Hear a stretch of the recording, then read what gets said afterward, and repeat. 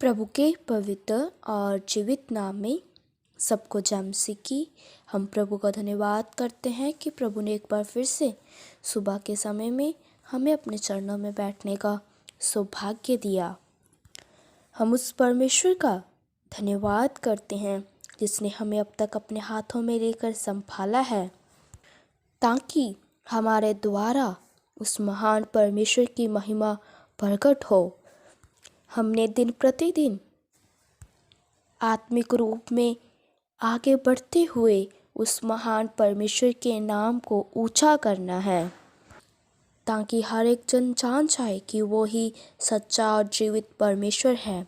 वह ही उद्धारकर्ता, सृष्टिकर्ता यहोवा परमेश्वर है।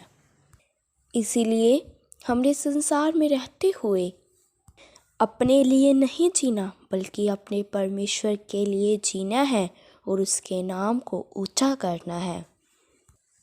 तो आइए आज के वचन मनन के लिए हम प्रभु के वचन में से एक वचन पढ़ेंगे। पहला कुरिन्थियों 13 का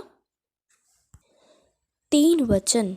इस वचन में इस प्रकार लिखा है, यदि मैं अपनी संपूर्ण संपत्ति कंगालों को खिला दूं या अपनी देह जलाने के लिए दे दूं और प्रेम ना रखूं तो मुझे कुछ भी लाभ नहीं।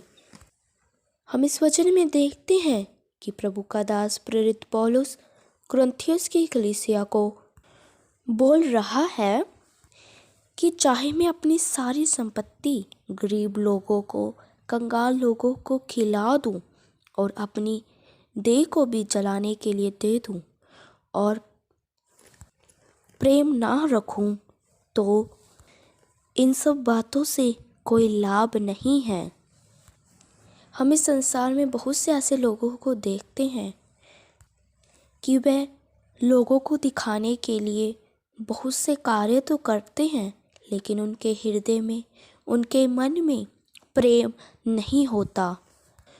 वैसे स्वार्थ के लिए वह सब कार्य करते हैं ताकि लोगों को प्रसन्न कर सकें, लेकिन अगर उनके हृदय में प्रेम ही नहीं है तो उनका इन सब कार्य करने से कोई लाभ भी नहीं है।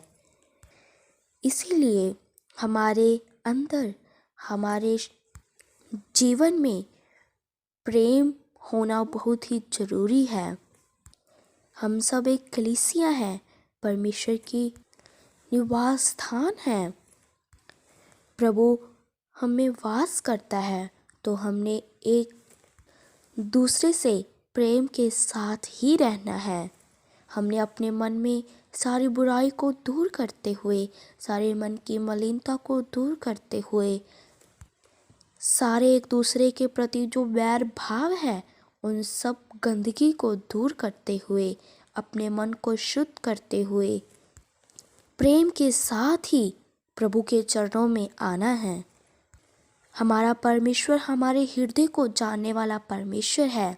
वह एक एक व्यक्ति के मन को जानता है कि एक व्यक्ति किस मन से उसकी उपस्थिति में आता है। हम अपने मन में बहुत सी बुराइयां रखकर दूसरों से तो छुपा लेते हैं, लेकिन प्रभु हमारे हृदय की बातों को भी, हमारी गुप्त बातों को भी जानता है। इसीलिए अगर हम प्रेम के बिना कोई भी कार्य करते हैं तो उसमें कोई भी लाभ नहीं है। प्रभु का वचन हमें यही स्पष्ट रूप में बता रहा है। हमने प्रभु से यही प्रार्थना करनी है, प्रभु हम एक दूसरे के अधीन रहें, हम प्रेम में आगे बढ़ते जाएं। प्रभु आपका प्रेम हम में बढ़ता जाए, तो प्रभु हमें हमारी प्रार्थना को सुनकर उत्तर देगा। जब एक व्यक्ति पवित्र आत्मा पा लेता है, पवित्र आत्मा की शक्ति पा लेता है, तो उसके अंदर पवित्र आत्मा के फल भी आते हैं, और पवित्र आत्मा का पहला फल ही प्रेम है। जिसके अंदर प्रेम नहीं है वह परमेश्वर को जानता ही नहीं है, उसने परमेश्वर की गहराई को देखा ही नहीं है। हमारा परमेश्वर जिसमें बहुत सारा प्रेम है, हम उस पर विश्वास करते हैं। उसने हमसे प्रेम करने की खातिर अपने इकलौता पुत्र दे दिया, ताकि जो कोई इस पर विश्वास करे वह नाश न हो परंतु अनंत जीवन पाए। इसलिए हमने मसीह के प्रेम में आगे बढ़ना है। अगर हमें प्रेम होगा तो ही हम आत्मिक जीवन में भी उन्नति कर सकते हैं। इसलिए हमने कोई भी कार्य करना है तो प्रेम के साथ करना है, बुड़बुड़ा कर कोई भी कार्य नहीं करना। तो आइए अपनी आंखों को बंद करें, सिरों को झुकाएं, हम प्रार्थना करते हैं। महान सर्वशक्तिमान पिता प्रभु, हम आपका धन्यवाद करते हैं। प्रभु, आपने सुबह के समय में हमें अपने चरणों में बैठने का सौभाग्य दिया।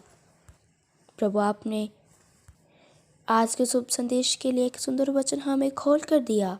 प्रभु, हमारा जीवन इस वचन के अनुसार बन जाए, ताकि हम दिन प्रतिदिन आत्मिक उन्नति में आगे बढ़ते जाएं। प्रभु, आपकी कृपा एक एक ऊपर बनी रहे। प्रभु, आज का वचन एक एक के लिए आशीष का कारण बन जाए। जितने भी तेरे जन ये तेरा पवित्र वचन सुने, उनके हृदय में वचन कार्य करने पाए। प्रभु, हम सबकी प्रार्थनाओं को सुन लो, क्योंकि आप ही हमारी प्रार्थना को उत्तर देने वाले यहोवा परमेश्वर हैं। हम प्रभु यीशु मसीह के नाम से मांगते हैं, आमीन। सबको जय मसीह की। मारानाथा।